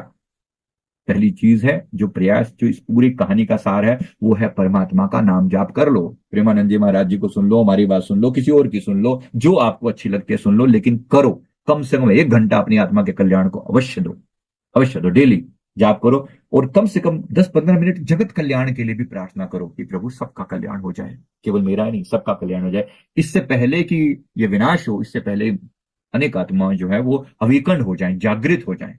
मैं नहीं कह रहा हूं सब मुक्त हो जाएंगे, लेकिन प्रयास तो हो। मैं किसी के जीवन में अगर 10% भी चेंज ला सकूं तो मेरे लिए बेस्ट है ना। मैं तो प्रयास करूं। मुझे अपने फर्ज निभाने हैं। परमात्मा जब भी हिसाब करेगा मुझसे इंडिविजुअली पूछेगा, मुझसे ये नहीं पूछेगा कि तूने विनाश क्यों नहीं रुकवाया। ये मेरा डिपार्टमेंट नहीं है। लेकिन मेरा जो फर्ज है मुझसे वही पूछा जाएगा, तुमने वो काम किया जिसके लिए तुम्हें भेजा गया था। Did you do that? क्या तुमने अपनी आत्मा का पार किया? क्या तुमने अपने साथ कुछ लोगों के सुधार का प्रयास किया? अगर किया तो जिन्नी नाम ते हया गए मसक्कत घार। गुरु नानक साहब जी फरमाते हैं, नानक ते मुख उजले के ती छुट्टी नाल। किसी गुरु की शरण में जाकर परमात्मा के नाम का जाप करो, शरणागत हो जाओ, कुछ कल्याण हो जाएगा। मानसिक रूप से भी कनेक्ट हो जाओ तो भी कल्याण हो जाएगा। तो मैं उम्मीद करता हूं यहाँ पर बात को क्लियर किया जा रहा है, समझाया जा रहा है। थैंक यू वेरी मच, बहुत बहुत शुक्रिया। इसको सत्र को अब हम यहाँ पर विराम देते हैं। गुरुदेव की कृपा से जो ये अभी तक हमने प्रयास किया है, इसके लिए धन्यवाद करते हैं प्रभु का, बहुत बहुत शुक्रिया। साथ में ये स्क्रीन पर ये क्यूआर कोड दिखाया जा रहा है। अगर आपको कुछ भी उचित लगे, हमारा जो वृद्ध आश्रम बन रहा है उसके लिए जरूरत है सेवा की, तो थोड़ी बहुत सेवा अगर आप किसी रूप में कर सकें तो हमें बहुत खुशी होगी, क्योंकि इतना बड़ा कार्य है वो सिर्फ मेरे करने से नहीं हो पाएगा। तो अभी वृद्धाश्रम का लेंटर डाला है, उसमें हमने कर्ज लेकर लेंटर डाला है। तो अच्छा खासा कर्ज है, 12-15 लाख के आसपास का खर्च है। तो अगर कुछ सेवा कर सकें तो हमें बहुत खुशी होगी। बहुत बहुत शुक्राना है जो लोग जाने अनजाने में जैसे तैसे छोटा मोटा बड़ा ज्यादा जो भी है सेवा करते रहते हैं, उनको मैं हृदयपूर्वक धन्यवाद देता हूँ। आपका एक एक पैसा परमारथ के काम में लगे। एक दिन ये स्थान जो बने ये आपका अपना स्थान है, कोई मेरा पर्सनल कुछ नहीं है, आपकी अपनी चीज है। कभी आए और कभी आपको लगे कि जब आप को जरूरत आन पड़े तो अपना घर है, चले आइए। जीवन का अंतिम समय वहीं बिताइए, ऐसा सोच के देखिए। जब मरना तो सबने है, लेकिन अंतिम समय कुछ ऐसा हो जहां पर अवेकनिंग की बात हो, जहां पर हम जागृत हो सके, जहां पर इस आत्मा का कल्याण हो सके, तो वाई नॉट। बस यही प्रयास है कि अंतिम समय में आकर थोड़ी चेतना आ जाए, थोड़ी समझ आ जाए, थोड़ी जागृति आ जाए, तो हमारा कल्याण हो जाए। तो बस ये इसका अर्थ है। बैठ के यहाँ समाप्त करते हैं। Thank you very much. जो लोग यहाँ पर हैं, यूट्यूब पर हैं, वीडियो को लाइक कर दें प्लीज एक बार। सभी से निवेदन है, वीडियो को लाइक कर दें। कोई कोई व्यक्ति है अलोनलेस नाम से, अभी तक दुनिया नहीं देखी तो मोक्ष लेने का क्या फायदा। तो मत लेना बाबा, मैं कौन सा कह रहा हूँ मोक्ष के पीछे ज्यादा जबरदस्ती कर। दुनिया देख, दुनिया देख, जी खा पी अभी मस्ती कर। अभी क्या, अभी कौन सी उम्र पड़ी है? अभी आज करे सो काल, कल काल करे सो परसों। अभी इतनी भी क्या जल्दी, अभी पड़े हैं बरसों। पता नहीं कितनी जल्दी, अभी तो अभी क्या है, कितनी जल्दीबाजी क्या है? बिल्कुल भी नहीं। अभी मोक्ष का क्या फायदा? हम कह ही नहीं रहे मोक्ष लो आप, लेकिन कम से कम अवेकनिंग तो हो जाए, तो जागृति तो आ जाए, थोड़ी सी थोड़ी समझ तो बढ़ जाए। आगे से बेवकूफियां सेम रिपीट तो ना हो। मैं नहीं कह रहा हूं कि आप मोक्ष लेकर ऊपर जाके बैठ जाओ, नहीं, ऐसा बिल्कुल नहीं कह रहा हूं मैं। वो आपकी मर्जी है, वो आपकी अवेकनिंग होगी तो आपको एक समय के बाद समझ आ जाएगा। लेकिन कम से कम प्रयास तो करो, अवेकन तो हो जाओ, जागृति तो आए अंदर से। राइट। तो नाम का जाप करो, कल्याण हो जाएगा। डेफिनेटली कल्याण हो जाएगा, डेफिनेटली कल्याण हो जाएगा। Is there no religion in spirit world, kindly explain. कोई पूछ रहे हैं क्या स्पिरिट वर्ल्ड में भी कोई रिलीजन होता है? नहीं, वहां कोई रिलीजन नहीं चलता, किसी भी टाइप का कोई रिलीजन नहीं चलता। लेकिन लेकिन जो सोल्स हैं वो अपने अपने इष्ट के प्रति अट्रैक्ट हो जाती हैं। जैसे जीवन भर आपने अगर भगवान बुद्ध को फॉलो किया फॉर एग्जाम्पल, तो वहां जाकर स्पिरिट वर्ल्ड में भगवान बुद्ध का एक क्लस्टर है, उनका एक स्थान है, उनकी एक ऊर्जा क्षेत्र है, तो वो आत्माएं अपने आप भगवान बुद्ध की तरफ अट्रैक्ट हो जाएंगी।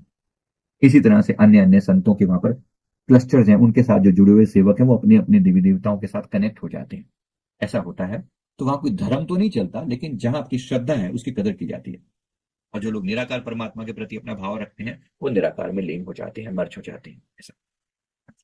राइट, चलिए अभी सत्र को यहाँ पर विराम देते हैं। थैंक यू वेरी मच, बहुत लंबा इसको समय दिया है। तो thank you very much. Video को लाइक कर दें, सभी से मेरा हाथ जोड़कर निवेदन है, वीडियो को जरूर लाइक कर दें। और इंस्टाग्राम पर भी हमारा जो पेज है, अगर आप फॉलो कर सके तो उस पर हम बहुत इंस्टेंट वाली चीजें ही उसमें चलती है। तो इंस्टाग्राम का ये लिंक आपको शेयर कर रहे हैं, जिनके लिए पॉसिबल हो सके, जो लोग इंस्टाग्राम पे हैं वो जरूर इसको कनेक्ट हो जाएं, फॉलो करें। नीचे लिंक दिया हुआ है इंस्टाग्राम का, तो ये भी आप जरूर फॉलो कर सकते हैं। सभी को निवेदन है वो करें, जो लोग आ सकते हैं। यस, किसी का सवाल है, ये सवाल बड़ा अच्छा है, क्या गुरु तत्व एक होता है तो और रूप अलग अलग होते हैं? ये बात सही है, गुरु तत्व एक होता है, गुरु तत्व एक होता है। और रूप अलग अलग होते हैं, ये बात सही है। बेशक किसी भी रूप से कोई बात कही जाए, समस्त गुरु तत्व एक एक ही चैनल से आते हैं। उनका जो तरीका है वो समझाने का ढंग अलग अलग हो सकता है, लेकिन उनका ऊर्जा क्षेत्र आपस में कनेक्टेड होता है। इसी को गुरु तत्व कहते हैं। तो गुरु तत्व की बड़ी कृपा है सबकी। तो क्यूआर कोड मैंने अभी दिखाया तो था, एक बार दोबारा क्यूआर कोड दिखा रहा हूं। जो कुछ सेवा कर सकते हैं जरूर करें।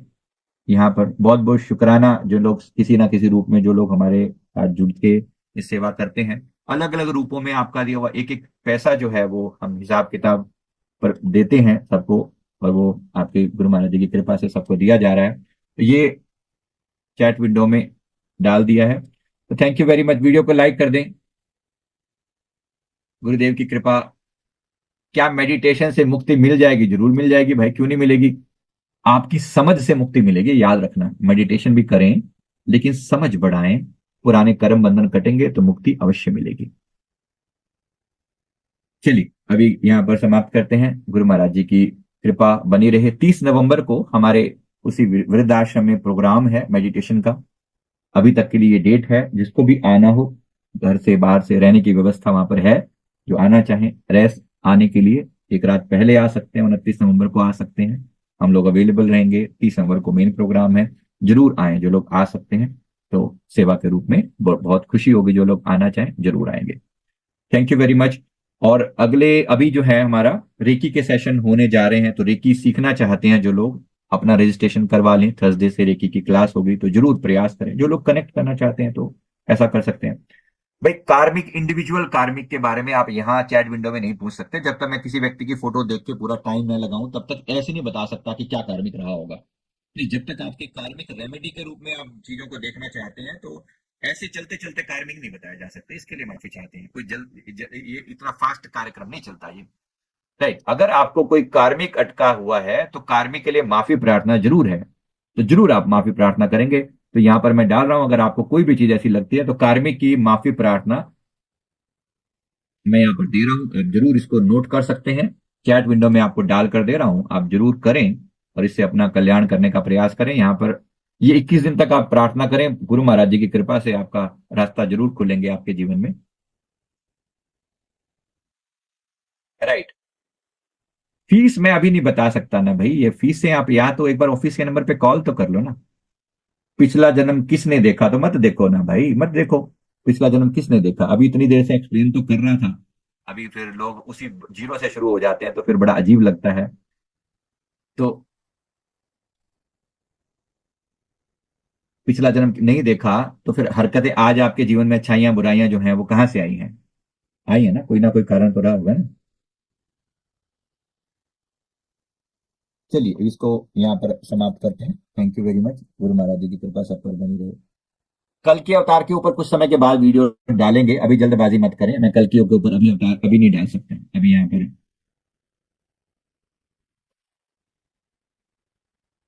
Thank you very much.